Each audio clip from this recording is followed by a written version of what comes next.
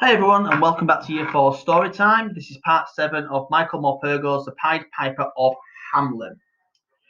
We set to work at once, putting right the years of wrong. Over the next weeks and months, everyone in Hamelin town worked night and day to do all the Pied Piper had demanded of us, and more. The shanty town and the rubbish tips disappeared first. Soon we had built enough proper houses for every family in town. We laid out the park, built a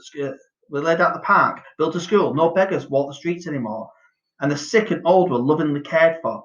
Everyone, the mayor and his councillors too, worked hard, day and night, to make this happen. I went to my bed tired every night, but happy, because every night I dreamed of Emma and all the other children. I saw in my dreams how happy they were. Now, thief dogs and rich children, quite indistinguishable from one another, playing and working together. I saw them herding goats in the mountains, harvesting berries and nuts, collecting firewood for the winter, paddling in their streams, running in the meadows, stomping in the mud, climbing trees, sometimes deep in my dreams. I would listen to the Pied Piper telling them stories at night around the fire, and I would see Emma laughing with the others, hear her laughing. I was happy for a while, but I missed her. I missed all of them. I would tell my dreams to everyone in town. Like me, they'd all hoped and believed that they were true. Everyone I told, everything I told them had only made them long all the more to see their beloved children again. It made them work harder and harder to make Hamelin the best place in the world for children. Through spring and summer we worked on, through autumn and winter, until the Edelweiss flowered and the year came round again. With the old year behind us and all the work done, the townspeople wanted to come with me to the mountain to fetch the children back. It was all I could do to make them stay behind. I told them again and again that the Pied Piper had said I must return to the mountain alone. And there was one question they kept asking me. You know the Pied Piper better than any of us. Now we have done all he has asked of us, are you sure he will keep his promise and let our children come home? Will he? Of course he will, I told them.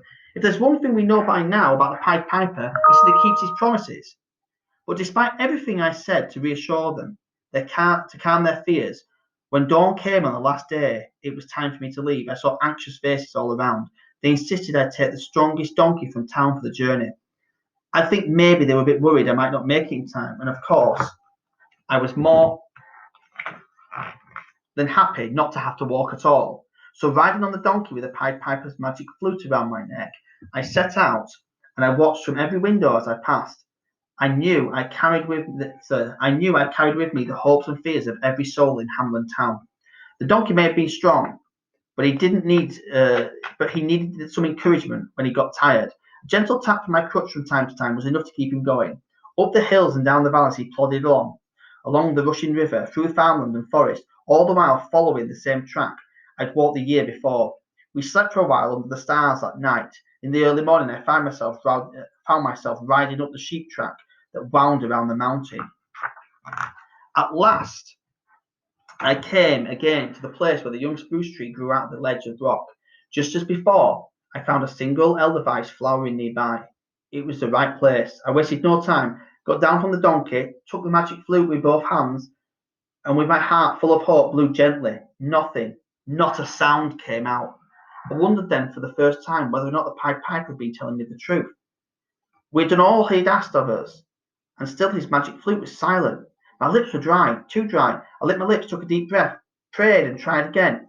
You cannot imagine the joy in my heart when I heard those first notes filling the air around me. It was the sweetest sound I have ever heard in my life, sweeter by far than any bird song. It echoed through the mountains. I knew at that moment, and for certain now, that sooner or later the mountainside would open up for me. Just as the Pied Piper had promised.